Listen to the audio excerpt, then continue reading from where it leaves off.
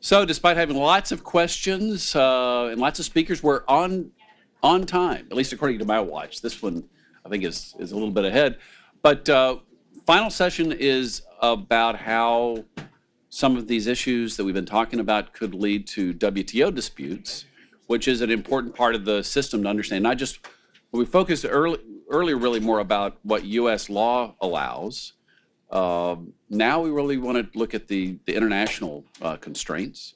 So to do this, we've got Jim Mendenhall, former general counsel at USTR, Chad Bound at the Peters Institute, formerly a senior economist at the Council of Economic Advisors, and both of them know lots and lots and lots about trade disputes. So first to Jim. Thank you.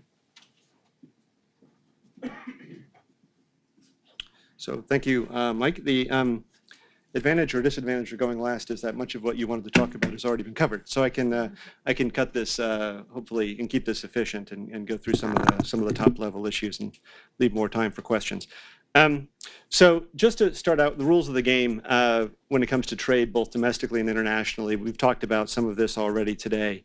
In broad brush terms, for the constitutional authority resides between the Congress and the President. As we've talked about earlier, the Congress has the authority to regulate foreign commerce, including with respect to the imposition of duties, but it delegates that authority to the President.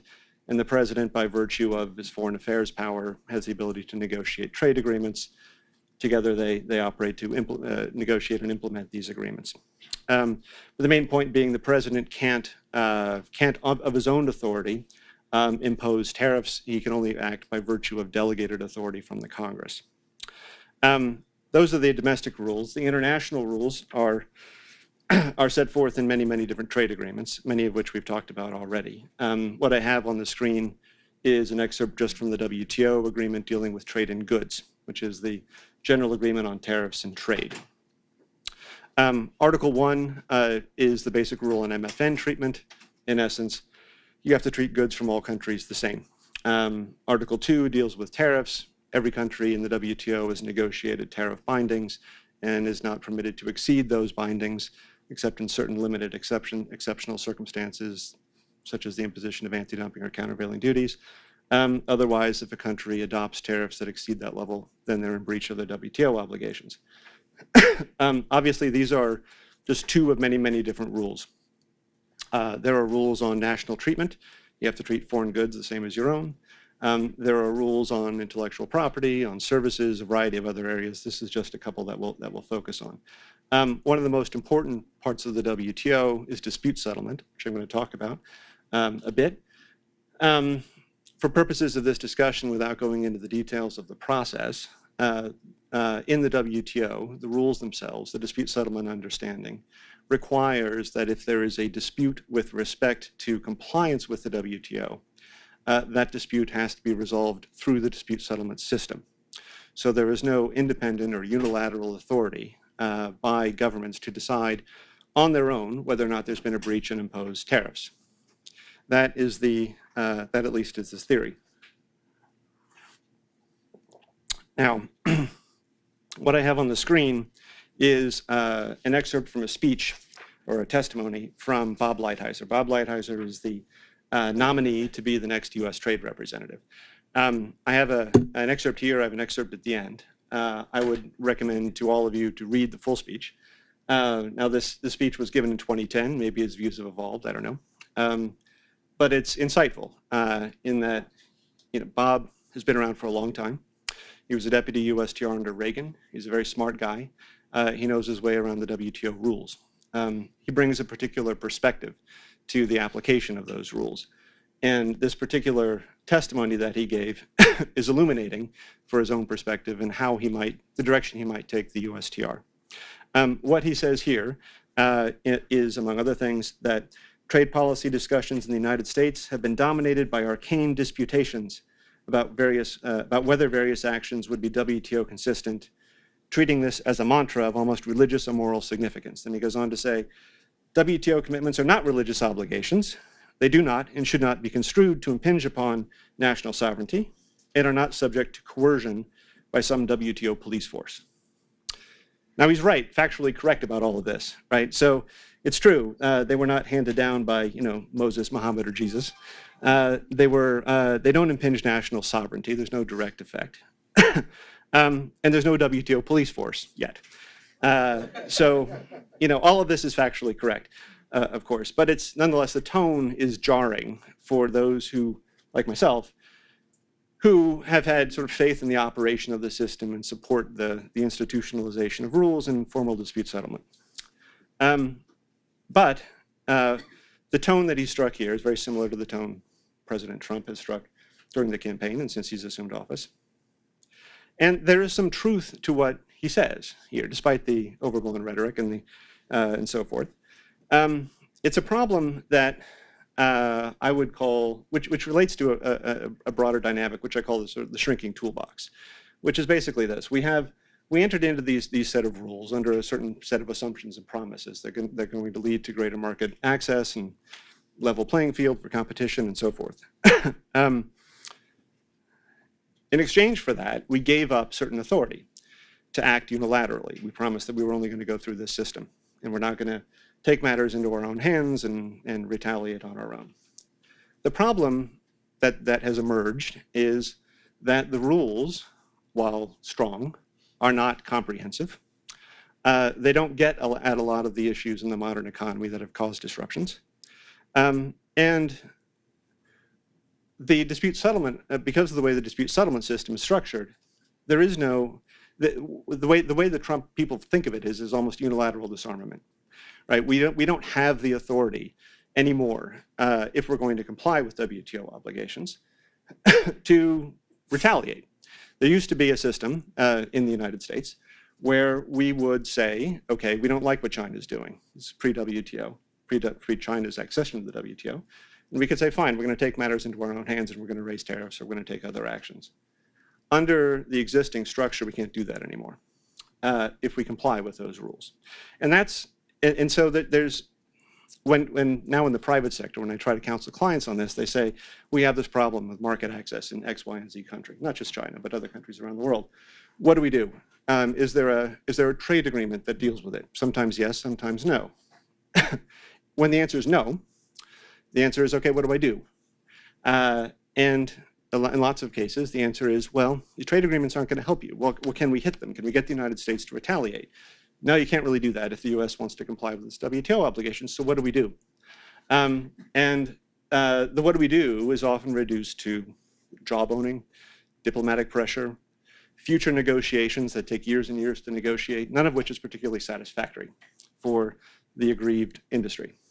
And it's frustrating, and it's frustrating to the industries, and it's frustrating to the workers who are affected by it.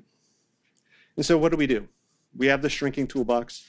We have a set of rules that is good but not great, and there's really nothing we can do to fix it, is the perception.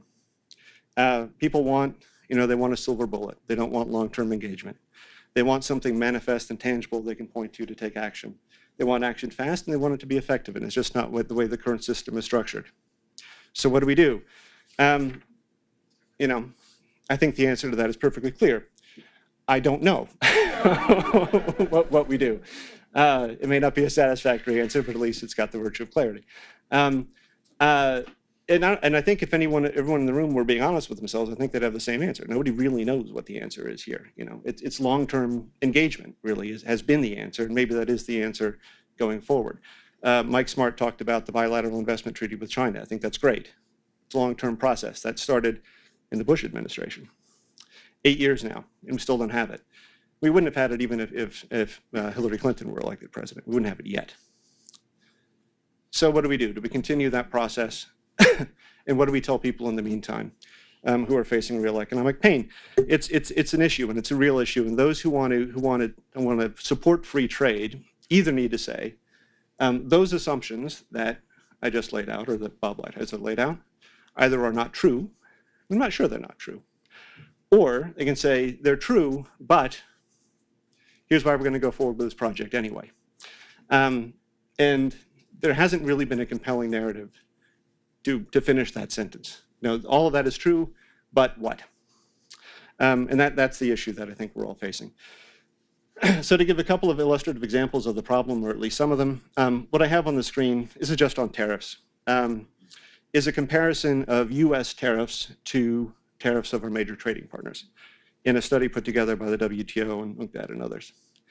Now, you'll see on the top, you've got the US tariff structure, average tariff rates, and they're relatively low, both on agriculture and non-agriculture. Then on the bottom, you've got the tariff rates of our major trading partners. On non-agriculture, they're roughly in the ballpark. On agriculture, they're not remotely in the ballpark. And if you look at our top trading partners in agriculture, you've got China, obviously politically significant these days. You've got Canada and Mexico, our NAFTA trading partners. So if you just look at this and you say, fine, I thought we had a free trade agreement with Canada and Mexico. So what's this all about?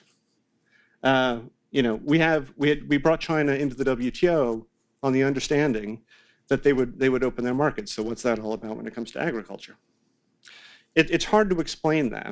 And as an economist, you may, I'm not one, but you may say, and tell me if I'm wrong about this, that, yeah, that's not great, but it doesn't really, but still it's better than it would otherwise be. That it's, even if nobody else were to reduce their tariffs, it's still better if the US did it, even unilaterally. And that may be true. As an economist, you can tell me if I got that right. That's what I remember from my economics class anyway, from college. But it's not particularly satisfactory to most people. When they look at this and they say, this system isn't working for us, and you're telling us there's nothing we can do about it, right? We have unilaterally disarmed. Then when we talk about China, and I'm not going to read all of this, this is a USTR 2016 report on China's WTO compliance. Again, it's worth a read, or at least the executive summary of it.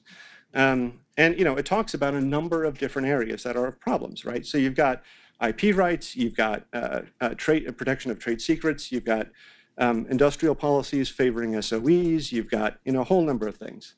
New measures with respect to protection of information technology. A whole array of things that China is putting in place that we have been unable to fix since China joined the WTO back in 2001. And again, the question is, what do we do about it? Is there anything we can do about it other than just continue to try to ask them to fix it? Because these may or may not be amenable to WTO dispute settlement. So, there are different options. There's continued engagement, or there's blowing up the system. Those are two. Are either one of those going to work? I don't know. Those on the other side of me, would say it's time to blow up the system, because we've been going down the engagement route for a long time. It hasn't really done anything for us. Now, I don't know that that's true, but that's the underlying assumption. So what are the tools if we want to blow up the system? What can Trump do? And here we're just talking about tariffs. And I'm not going to go through all of these in detail. We've referred to some of these in previous sessions, but what can President Trump do if he wanted to raise tariffs against other countries without further congressional approval? Increased use of anti-dumping countervailing duties, self-initiation of investigations, all of that's possible. Section 301 I'm going to come back to. We talked about Section 125, which is withdrawal from a trade agreement. I agree with almost everything that was said earlier on that topic. The one thing I would say is I'm not entirely convinced that the president doesn't have unilateral authority, unilateral meaning without Congress, to withdraw from a trade agreement or to raise tariffs.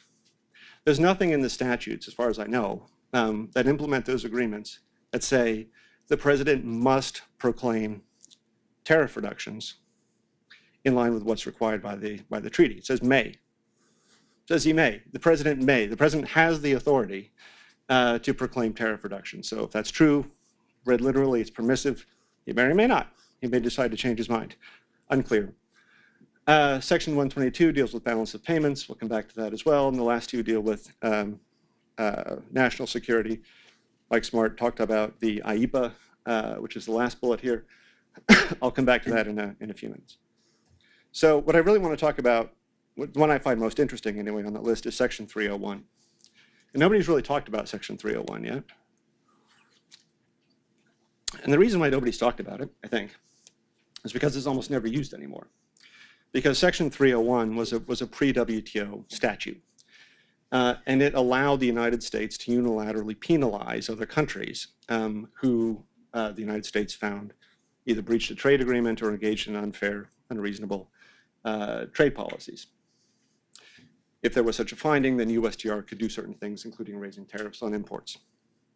Now, the authority I find particularly interesting, which is in the third bullet. So if there are these certain findings from the USTR is allowed to suspend benefits under a trade agreement, raise tariffs, withdraw preferences, etc. Then there's this breathtaking authority at the end, which is USTR can take all other appropriate and feasible action within the power of the president that the president may direct the trade representative to take under this subsection, period. Actions may be taken that are within the power of the president with respect to trade in any goods and services or with respect to any other area of pertinent relations with a foreign country. Now, maybe President Trump could do that anyway. The president has certain constitutional authority. Nonetheless, the recognition that this is an appropriate response to an unreasonable trade policy of a foreign country is interesting. And one can speculate what that means, and I'm not going to. But the point being, if President Trump directed his trade representative or the trade representative on his own found that there was an unreasonable or discriminatory policy that another country was putting in place, they can raise tariffs as much as they want, according to this, regardless of for purposes of domestic law. And I will say regardless of the WTO, because the WTO doesn't have direct effect, regardless of NAFTA, really any other trade agreement that I'm aware of. Now, the reason why this has not been used is because it's illegal under WTO rules to use it that way. But as we saw earlier, nominee Lighthouse doesn't necessarily believe we need to be constrained by that. Maybe President Trump doesn't either. So if they wanted to impose 35% tariffs on Mexico or on China, maybe they could, if they made those particular findings. Now, the 301 statute was challenged in the WTO some years ago because the assertion was the United States has reserved its right to make a unilateral determination of WTO consistency of a foreign measure, and it can't do that because under the DSU, the dispute settlement understanding of the WTO, you have to go to the WTO first. The WTO panel said, yeah, that's right. But the US has promised that they're not going to do that, right? They promised they're not going to make a unilateral determination, so that's fine. Then they say at the end, we recognize, of course, that an undertaking given by one administration can be repealed by that administration or by another administration. So they recognize this is a risk. Maybe in the future, a different administration would feel differently, decide that it can make a unilateral determination under the statute. This only dealt with findings of WTO violations. It didn't deal with other findings of unfairness. So maybe President Trump or the future USTR could make some other finding of unfairness and decide to impose tariffs. And it wouldn't even be bound by this promise because this promise wasn't applicable to that situation. We talked a little bit about national security and the various ways in which national security could be invoked. I don't want to go retread that ground, but wanted to focus on the consistency of actions invoked in the name of national security under trade rules. And what I have on the screen is just an excerpt of a security exception that's in our trade agreements. This one is from the GATT, but all of our trade agreements have something similar to this. And if you read it on its face, it looks relatively narrow, right? It says nothing in this agreement shall be construed to prevent any contracting party from taking any action which it considers necessary for the protection of its essential security interests. And then it has three on their face, relatively narrowly tailored circumstances for the invocation of the exception. But all of that is premised with to prevent any contracting party from taking any action which it considers to be necessary for the protection of its essential security interests. What the United States says is, this is self-judging. If we want to invoke national security, nobody can challenge it. No WTO panel can hear it. They have no jurisdiction to hear it. We get to decide for ourselves, so does every other country. It's never really been tested. It's been tested in fits and starts, but never really, and not under the WTO in a way that led to an actual determination at the end.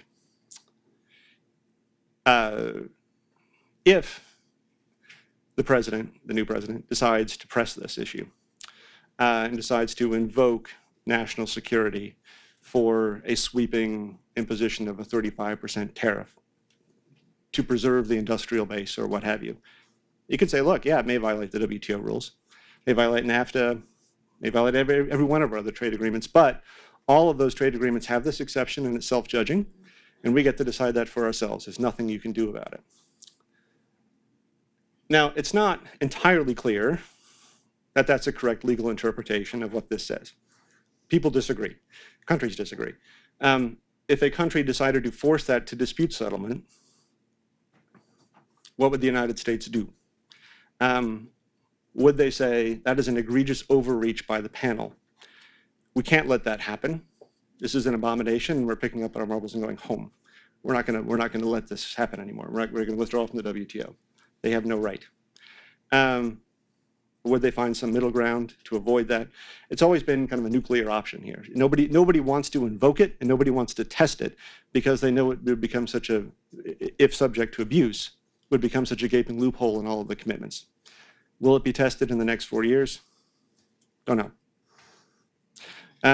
Taxes, I'm not going to say much because I think it's been covered at some length already. I agree with what's been said before. The proposal for a border tax adjustment, such as it is, and as it was outlined at least in the Republican statement, would appear to be WTO inconsistent. Devil will be in the details. We'll see what happens.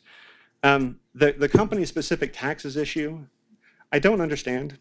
I don't understand that as policy, and I don't understand the legal rationale for it. So I have a Trump tweet on the slide. So this is what he said: the U.S. is going to substantially reduce taxes, etc. But any business that leaves our country for another country, fires its employees, builds a new factory or plant, and then thinks it will sell its product back into the U.S. without retribution or consequence is wrong. Is wrong. There will be a tax to our soon-to-be strong border of 35% for these companies wanting to sell the products. Blah blah blah. Okay, so this is what he said. He said if you leave and you want to sell back to the U.S., 35% tariff. Now, Steve Mnuchin has said in his testimony, "Don't worry, this isn't an across-the-board tax. It's a company-specific tax, and it applies to U.S. companies that leave and then want to sell back into the U.S." Okay, so let's just look at that for a second. So putting aside the legal aspects of it, so a U.S. company leaves. Let's say it's building cars, and it leaves, and it wants to export to the U.S. So we're going to have a 35% tariff on imports from Ford, bad example, GM. Ford just decided they're going to build the new car in Detroit or whatever. So we're going to have a tax on the U.S. company of 35%, but we're not going to have a tax on foreign companies that want to export to the United States. How does that help? So maybe that's not what he means. As we know, he's already gone after Toyota, so maybe it's not what he actually means. Maybe what he means is anybody who wants to export to the United States is going to be subject to a 35% tax. But Steve Mnuchin just said it's not an across-the-board tax, and by definition, people who are exporting to the United States are manufacturing abroad and shipping to the United States. So I don't know what this means. I really don't know what the policy is. But apart from that, I also don't know what the legal basis would be for invoking it. So all of this stuff that we talked about before, Section 301, all of that, seems to be focused on countries, doesn't seem to be focused on companies. Is there a way to somehow manipulate the statutes to find a way to go after particular companies? I don't know. I don't see a basis right now, but there are more creative lawyers out there than me, maybe able to figure something out. But as a policy basis, I don't understand it at all, and I think that's where the discussion ought to start.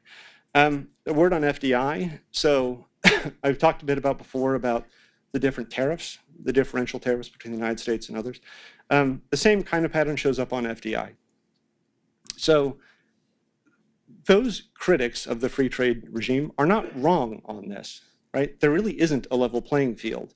What I have on the screen is a comparison put together by the OECD of FDI restrictions in various countries. The red is the United States. The large yellow is China, and then we've got India and Mexico in yellow, and the OECD average way down there is green. So we're worse than the OECD average, but we're better than a lot of the major countries that we're complaining about on average. When we drill down to specific sectors, it becomes worse for the United States, right? So we have financial services at the top, bottom left is manufacturing, bottom right is communications, and we see all these countries that are more restrictive than the United States. So again, they're not wrong, the critics, when they say these trade agreements do not create level playing fields across the world. They're not wrong about that. The question is how to fix it. You know, and again, it's not entirely clear how to fix it. The suggestion, my suggestion, and suggestions of I assume of many others here, is continued engagement to try to build out the rules. You know, build on the economics so that it's in everyone's interest to continue an open regime or to create an open regime. Again, it's not satisfactory in the short term. So what would Trump do? Unclear. We talked a little bit about CFIUS before in the previous session. Could President Trump's administration stretch the CFIUS consideration to market access reciprocity? Mike Smart talked a bit about that earlier. And just to give an example of that, and what would that mean for our trade agreements? So there actually is a trade agreement in the WTO. It's the GATS agreement, which applies to services, and it in particular applies to Mode 3, which is investment. So in Mode 3, under the General Agreement on Trade and Services, there are obligations undertaken when you invest in a service operation abroad. The schedules are incomprehensibly complicated, so I won't go into a lot of detail about it, except to say, you know, just as an illustrative example, we have the U.S. commitments on the screen for computer and related services. The U.S. said full market access and national treatment with respect to Mode 3. Come in. We're open. We're not going to have any quantitative restrictions, no quotas. We're going to treat you in a non-discriminatory way. Now, suppose a Chinese investor wants to come in, and the U.S. says, we're not going to let you in because, you know, on the basis of reciprocity, you know, China's not open to a similar investment, so we're not going to let you in. We're going to call that national security, whether it is or isn't. Let's just assume for the sake of argument, there's no obvious national security link, and it's based entirely on this reciprocity argument. That, arguably, would be a violation of this commitment of the United States, arguably. Would the U.S. invoke national security in that context? There's a similar national security exception to the one we talked about in the GATT, you know, and where does that lead? We don't know. But it's something we need to focus on. There are already proposals going around Congress to change the scope of the CFIUS authority. We'll see if they go anywhere. They've come and gone before. We'll see. But to include market access or reciprocity as a factor for consideration. If they do that, you know, is there an argument that that's consistent with the WTO? Just a last word, going back to Mr. Lighthizer. This again is what he said in 2010 about where he'd like trade policy to go. His answer to the what do we do? So the what do we do is more trade remedy actions, currency manipulation, treating it as an export subsidy, bringing actions in the WTO to challenge alleged currency manipulators. He talked about aggressive interpretations of WTO provisions that might help us deal with Chinese mercantilism. And he included in that list potential actions dealing with balance of payments and exchange arrangements and non-violation obligations. I won't go into the details of those. I don't have time, but happy to take questions about them. I think, you know, there will be a strong offensive agenda in the next 4 years, in addition to a strong defensive agenda that, you know, time will tell exactly what that will mean in practice. But I think there's going to be a large amount of activity on the WTO dispute front as we move forward. Thanks.